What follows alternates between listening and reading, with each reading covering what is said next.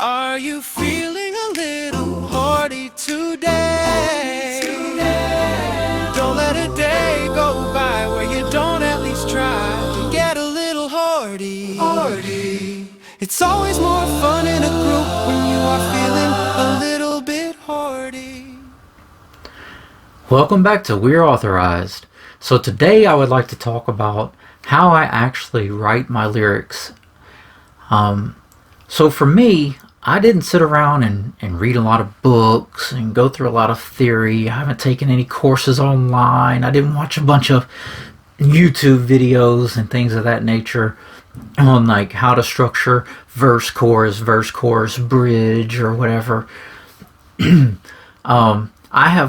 grew up in a very musical family, right? So we grew up in church singing hymns and singing in choirs. I played the fiddle and the trumpet when I was younger. Our family played instruments and sang a lot, just day after day around the house. And we used to sing like a bluegrass style of music in churches. So I've been involved with music a long time, right? So for me, whenever I decide to write lyrics, I can hear the music, right? I will think and I'll try to just immerse myself mentally into the sound and the feel, the texture of the music that I can hear in my head, right?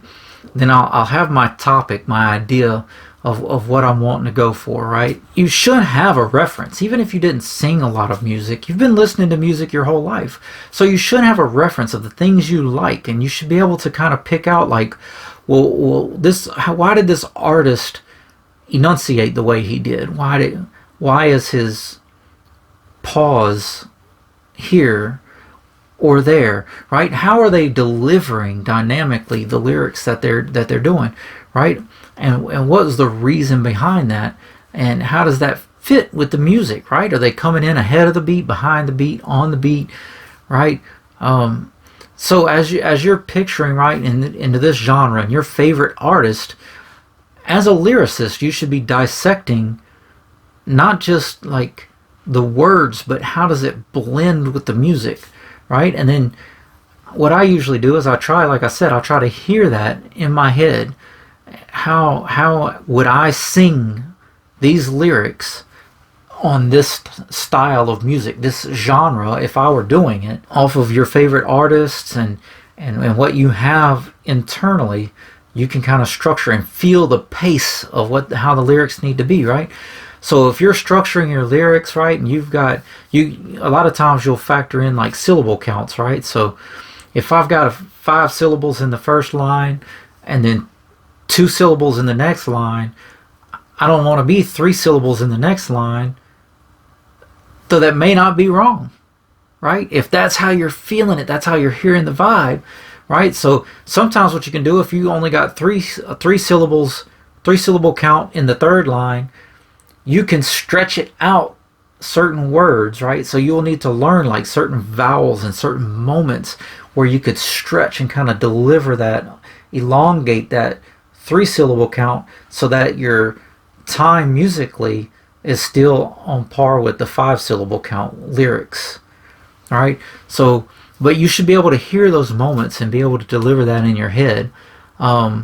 But that's just one of the things is I'm kind of looking and building. And so I'll just kind of hear it in my head and I focus in, I try to lock in, and I'll just kind of sing it internally, right? How does this feel if I were the one singing it? Where would I be breathing at, right? So it might seem great. You're like, I'm going to write this lyric and he's going to have to hold this note for a 20 count, right? Like, not every artist can do that, right? And where is his breath point going to be before he hits that sustained note? So these are the things, right, that I use. And so what I usually do when I write my lyrics as well, I use grammar notations for my breath pauses and things of that nature, right? So I'll use commas as just like a short pause, right? Just like you would if you were reading text, right? It's not an elongated pause.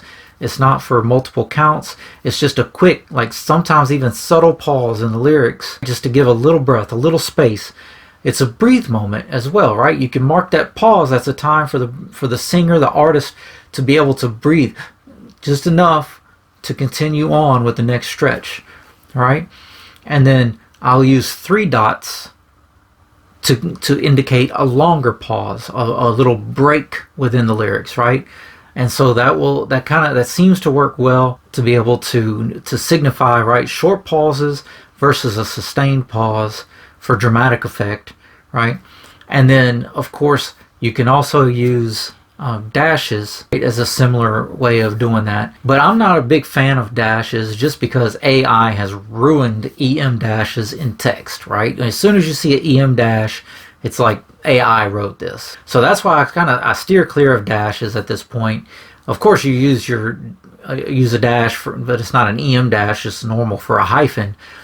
But in writing lyrics, if I want a sustained pause, I just usually use periods, 3 for a certain sustain. If I really want a long sustained pause, I may do multiple periods, and that seems to give it a good indicator that this is a very sustained, right?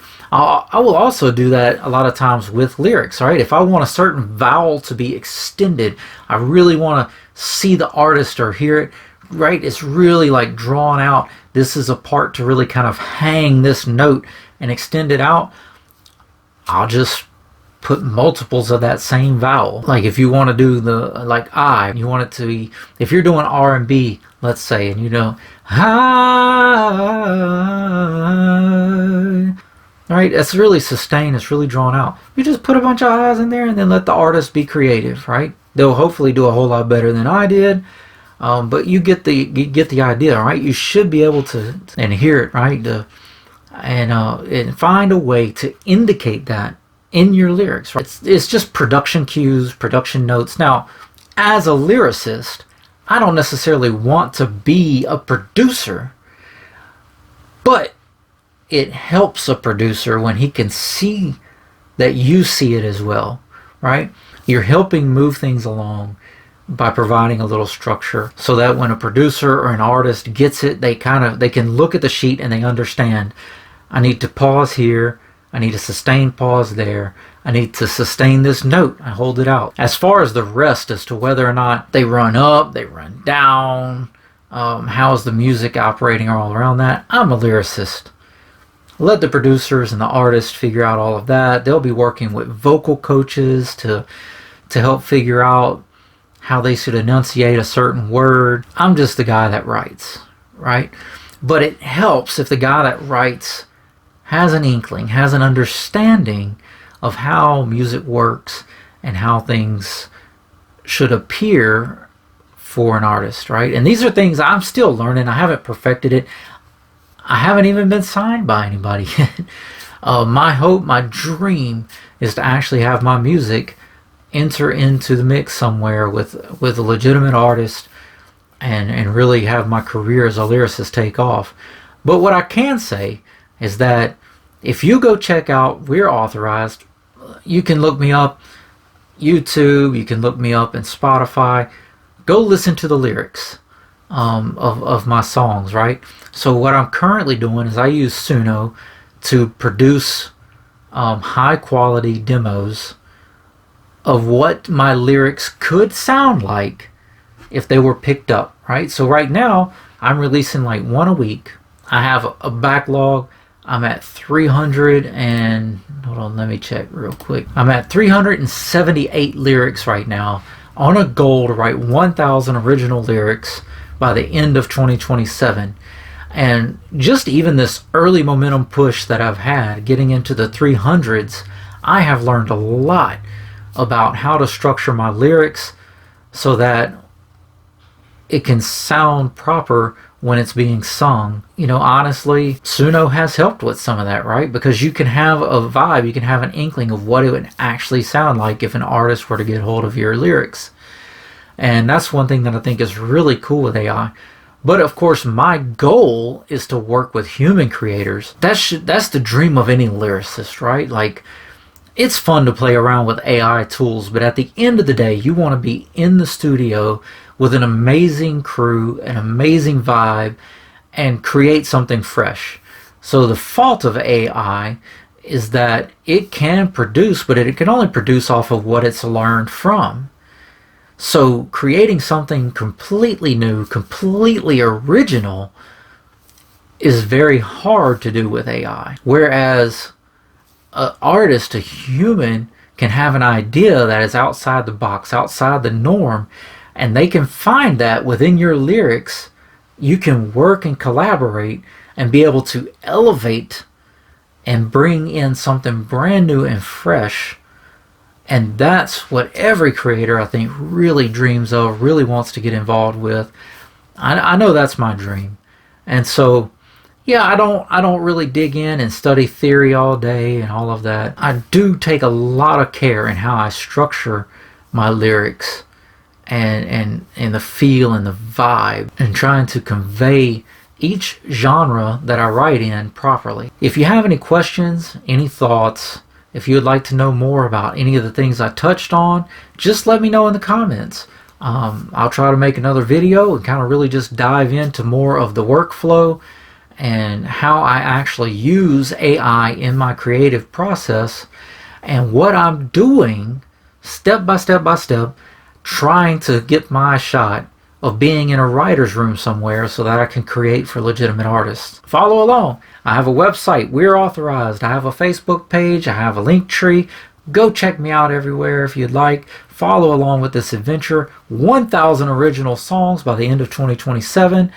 And hopefully somewhere along the way, I'll get a signing with a studio, or one of my songs will get purchased and sung by an artist. And you'll see it all here. You'll watch it all happen on WeirAuthor-ized. Fedora's on. Turn up the song. I love you all. Thank you from the lyrical mage to all those who seek.